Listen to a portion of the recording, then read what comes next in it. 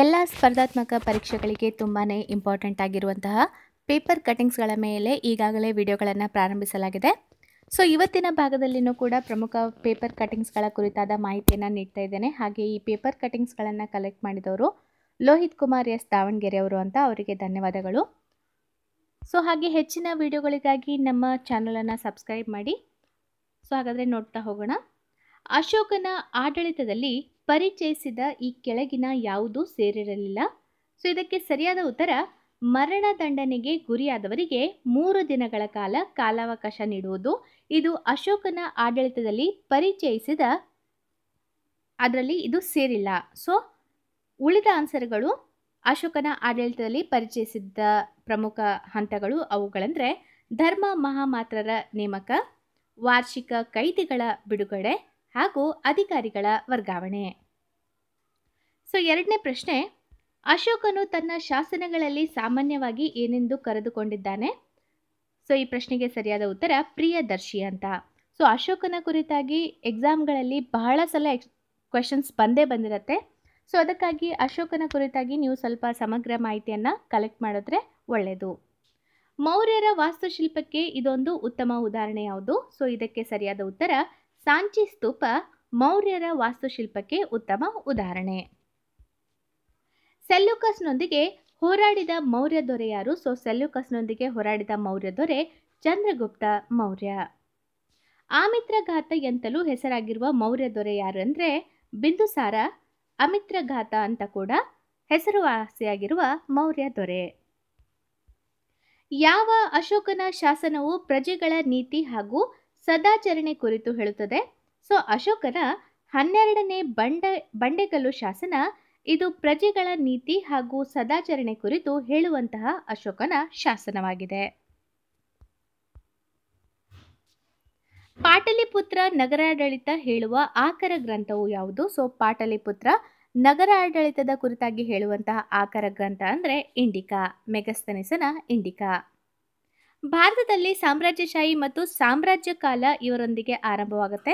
So ಮೌರ್ಯರಿಂದ ಭಾರತದಲ್ಲಿ ಸಾಮ್ರಾಜ್ಯಶಾಹಿ ಮತ್ತು ಸಾಮ್ರಾಜ್ಯ ಕಾಲ ಆರಂಭವಾಗುತ್ತದೆ.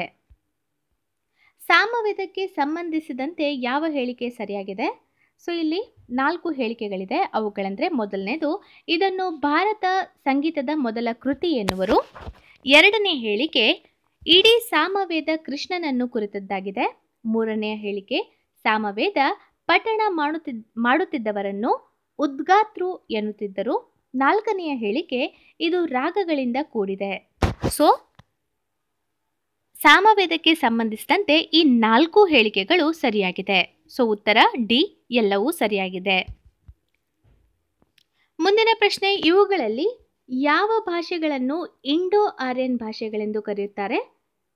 ಸೊ ಇಲ್ಲಿ ಇಂಡೋ ಆರ್ಯನ್ ಅಂತ ಕರೆಯಲ್ಪಡುವ ಭಾಷೆಗಳೆಂದರೆ ಮರಾಠಿ, ಕೊಂಕಣಿ, ಗುಜರಾತಿ, ಮಾರ್ವಾಡಿ ಮತ್ತು ಸಿಂಧಿ. ಸೊ ಈ 3 ಭಾಷೆಗಳನ್ನು ಇಂಡೋ ಆರ್ಯನ್ ಭಾಷೆಗಳೆಂದು ಕರೆಯಲಾಗುತ್ತೆ. ಅಮೃತ್ಸರದಲ್ಲಿನ ಸ್ವರ್ಣ ಮಂದಿರಕ್ಕೆ ದತ್ತಿ ನೀಡಿದವರು ಯಾರು? ಸೊ ಅಮೃತ್ಸರದಲ್ಲಿನ ಸ್ವರ್ಣ ಮಂದಿರಕ್ಕೆ ದತ್ತಿ ನೀಡಿದವರು ಅಕ್ಬರ್. ಸೊ ಸಂವಿಧಾನದ ಕುರಿತಾಗಿ ಪ್ರಮುಖ ಪ್ರಶ್ನೆಗಳು, ಭಾರತದ ಸಂವಿಧಾನದ ಮೂಲಭೂತ ಹಕ್ಕುಗಳನ್ನು ಯಾವ ದೇಶದ ಸಂವಿಧಾನದಿಂದ ಎರವಲು ಪಡೆಯಲಾಗಿದೆ?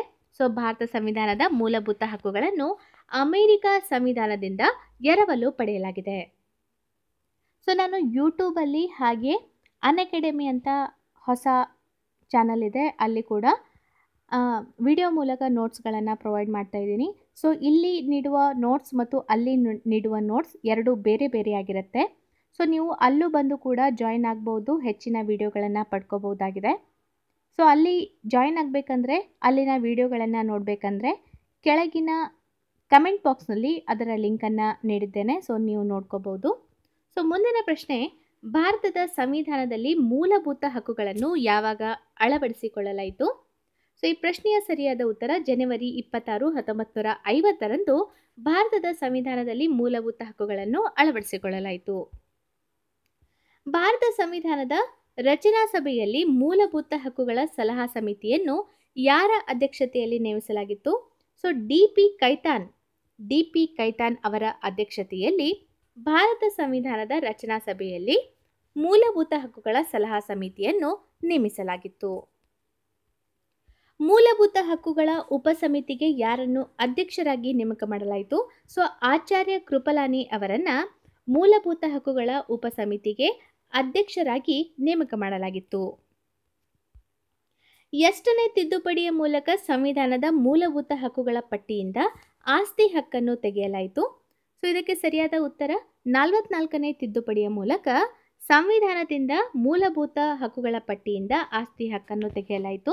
ಸೊ ಇದು ಹಲವಾರು ಬಾರಿ ಈ ಪ್ರಶ್ನೆಯನ್ನು ಕೇಳಿದ್ದಾರೆ. ಶಿಕ್ಷಣ ಪಡೆಯುವುದು ಮೂಲಭೂತ ಹಕ್ಕನ್ನಾಗಿ ಮಾಡಿದ್ದು ಯಾವಾಗ ಮತ್ತು ಎಷ್ಟನೇ ತಿದ್ದುಪಡಿಯಲ್ಲಿ? ಸೊ ಶಿಕ್ಷಣ ಪಡೆಯುವುದು ಮೂಲಭೂತ ಹಕ್ಕನ್ನಾಗಿ ಮಾಡಿದ್ದು 2002ರಲ್ಲಿ 86ನೇ ತಿದ್ದುಪಡಿ ಮೂಲಕ.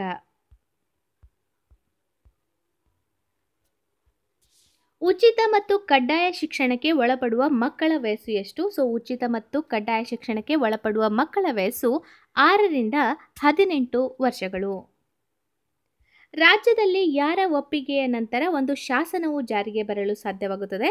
ಸೊ ರಾಜ್ಯದಲ್ಲಿ ರಾಜ್ಯಪಾಲರ ಒಪ್ಪಿಗೆಯ ನಂತರ ಒಂದು ಶಾಸನವು ಜಾರಿಗೆ ಬರಲು ಸಾಧ್ಯವಾಗುತ್ತದೆ. ಬಾಲಕಾರ್ಮಿಕ ಪದ್ಧತಿಯನ್ನು ವಿರೋಧಿಸುವ ವಿಧಿ ಯಾವುದು? ಸೊ ಬಾಲಕಾರ್ಮಿಕ ಪದ್ಧತಿಯನ್ನು ವಿರೋಧಿಸುವ ವಿಧಿ 24ನೇ ವಿಧಿ. ಸುಗ್ರೀವಾಜ್ಞೆ ಹೊರಡಿಸುವ ಅಧಿಕಾರಕ್ಕೆ ಸಂಬಂಧಿಸಿದಂತೆ ಈ ಕೆಳಗಿನ ಯಾವ ಹೇಳಿಕೆಗಳು ಸರಿಯಾಗಿದೆ? ಸೊ ಇಲ್ಲಿ ಪ್ರಮುಖವಾಗಿ 3 ಹೇಳಿಕೆಗಳಿದೆ. ಅವುಗಳೆಂದರೆ, ಮೊದಲನೇ ಹೇಳಿಕೆ, ಸಂವಿಧಾನದ 123ನೇ ವಿಧಿಯ ಪ್ರಕಾರ ಸಂಸತ್ತು ಅಧಿವೇಶನದಲ್ಲಿ ಇಲ್ಲದೆ ಇರುವ ಸಂದರ್ಭದಲ್ಲಿ ರಾಷ್ಟ್ರಾಧ್ಯಕ್ಷರು ಸುಗ್ರೀವಾಜ್ಞೆ ಹೊರಡಿಸಬಹುದು. ಎರಡನೆಯ ಹೇಳಿಕೆ, ಒಂದು ಸದನ ಅಧಿವೇಶನದಲ್ಲಿರುವಾಗಲೂ ಸುಗ್ರೀವಾಜ್ಞೆ ಹೊರಡಿಸಬಹುದು. ಹಾಗೆ ಮೂರನೇ ಹೇಳಿಕೆ, ಸಂಸತ್ತಿನ ಕಾನೂನುಗಳು ಒಳಪಡುವ ಎಲ್ಲ ಸಂವಿಧಾನಾತ್ಮಕ ಮಿತಿಗಳಿಗೆ ಸುಗ್ರೀವಾಜ್ಞೆಗಳು ಒಳಪಡುತ್ತದೆ. ಸೊ ಸುಗ್ರೀವಾಜ್ಞೆ ಹೊರಡಿಸುವ ಅಧಿಕಾರಕ್ಕೆ ಸಂಬಂಧಿಸಿದಂತೆ ಈ 3 ಹೇಳಿಕೆಗಳು ಸರಿಯಾಗಿದೆ. ಭಾರತದ ರಾಷ್ಟ್ರಾಧ್ಯಕ್ಷರು ಈ ಕೆಳಗಿನ ಯಾವ ರೀತಿಯ ವಿಟೋ ಅಧಿಕಾರವನ್ನು ಹೊಂದಿದ್ದಾರೆ? ಸೊ ಭಾರತದ ರಾಷ್ಟ್ರಾಧ್ಯಕ್ಷರು qualified veto, suspensive veto, absolute veto ಹಾಗೂ ಪಾಕೆಟ್ ವಿಟೋ, ಈ 4 ವಿಟೋ ಅಧಿಕಾರವನ್ನು ಭಾರತದ ರಾಷ್ಟ್ರಾಧ್ಯಕ್ಷರು ಹೊಂದಿದ್ದಾರೆ.